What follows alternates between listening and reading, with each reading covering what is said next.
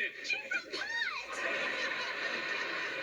went into the park and risked arrest just to help me feel better. It's like the time the park ranger got the deacon with more fish than his limit.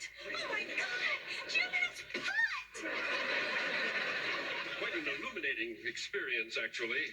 There I was in Lafayette Park, among the denizens of the night, procuring drugs. Closest I ever came to being such a brazen outlaw was when I took my neighbor's paper. Nixon had resigned. It was a crazy time. So, this is a whole different side of you. I confess I find it intriguing. The dark side of J. Dial.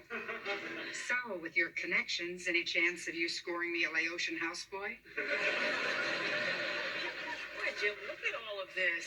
You must have spent a fortune. Damn right I did. Nickel bagged my Aunt Sally. I had to go to 6 different cash machines. Wow, look at all these stems and seeds in here. What? I specifically asked him, no stems, no seeds. You pay good money for grass, and this is what you get. This country's going to hell in a handbasket. And here are your rolling papers. They weren't cheap either. This is like golf. It's a very expensive habit.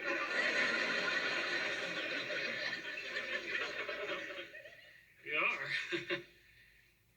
Here, Murph, why don't I do this for you? Oh, jeez. Look at this. I'm rolling a joint, and today I had a manicure. Man, times have changed. Last time I smoked this stuff, I was at a concert in the park and it was raining. No, actually, it was a boat. No, all I remember was music and water. Oh, I know. I was in the tub singing. That's it. Murph, you were in my living room watching The Love Boat. Either way, it was a bad experience. Boy, I remember back home, my Uncle Jonas had a bad cotton growing season. So he converted the South pasture into, well, let's just say another cash crop. Anyway, it grew. The cows ate it. My uncle milked the cows. Between the milk, the butter, and the meat, I have 5 of the fattest, stupidest cousins you've ever seen.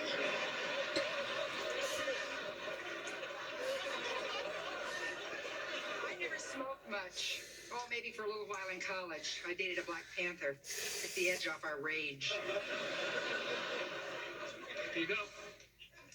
Guys, I really appreciate you rallying around me, but I can't do this. I tell you what, I'm tired. I'm gonna go upstairs to bed. I'll see you tomorrow. What? Aren't you even going to try it? No, I'm not gonna try it. Murph, you can't live on saltines. Look, Frank, I just have my own reasons. So, if you'll excuse me, take my saltines and go up to bed. Night, Bye, Murphy. Murphy. Good night.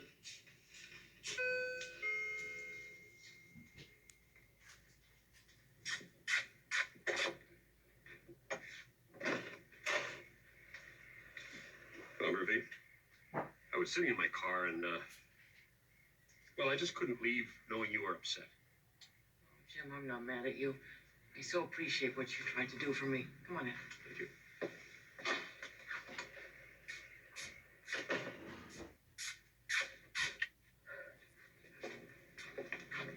Just need a minute here.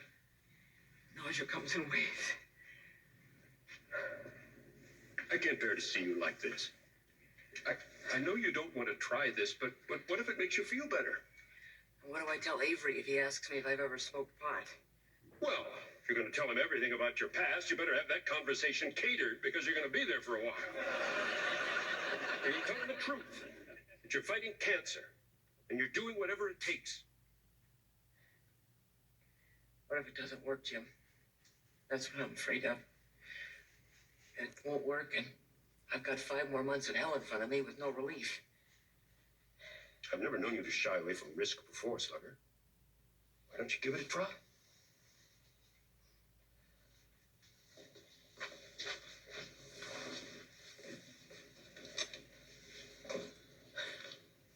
This is weird, isn't it? Maybe I'd feel more comfortable if I turned on a black light and played Inagata Davida. I was just used to doing this in a group, but I guess when you have cancer, you do a lot of things alone. Perhaps, if you'll allow me.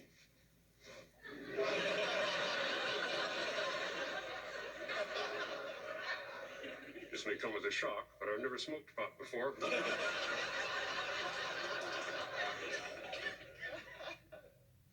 Wow, you smoking a joint Everything's out of whack. Someplace out there, Mick Jagger's driving a Buick.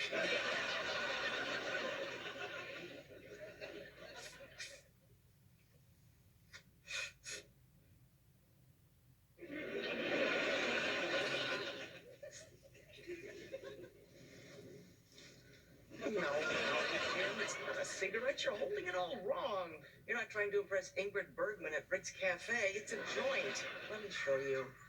Look, cigarette, cigar, joint. Cigar, joint.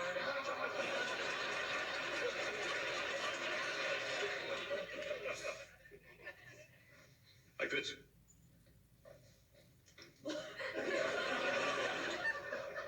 Yeah, that's it. Well, for a second there, I thought you were Bob Marley. The Republican from Minnesota. You know, for someone who's never done this before, you're really hogging the joint. You bet I am. I paid for it.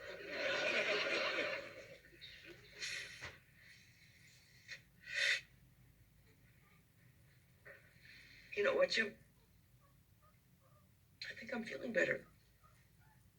I am. I'm feeling better. Oh, that's wonderful, Slugger. How about you? You feeling anything? No. I wonder if you can get high the first time. I know you can get pregnant the first time. Well, I can. A woman can. But you... Whoa. You know, Jim? I'm not only feeling better, but I'm actually feeling hungry.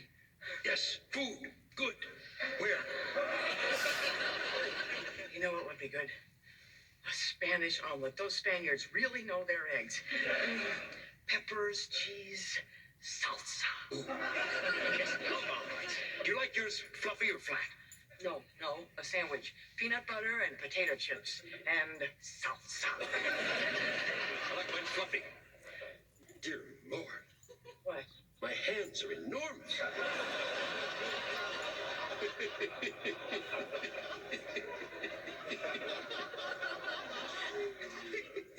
Jim, this wasn't so hard now, was it? Us talking. We used to talk all the time together. The last couple of months, you've been distancing yourself from me, moving away. I was afraid you'd written me off. I have worked with you for 20 years. 20 years. And in all that time, I'm sorry, I've forgotten your name.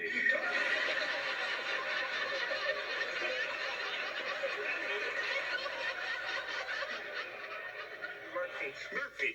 It's right on the tip of my tongue. So what's going on? Where the hell have you been? Why haven't you talked to me? Well, I wanted to. It's this cancer. I just feel so... Jim, I've always depended on you. Don't desert me now. Desert you? Oh, Slugger, no. I'll always be the one who watches over you. Someone has to. I mean, it's just that if you're having trouble with the story, I can help you with that. But this... I don't consider myself a religious man, but I've started praying to God for your health. I always felt I could come to your rescue. And now I can't. There's so damn little I can do but pray. And I'm so terrified of losing you.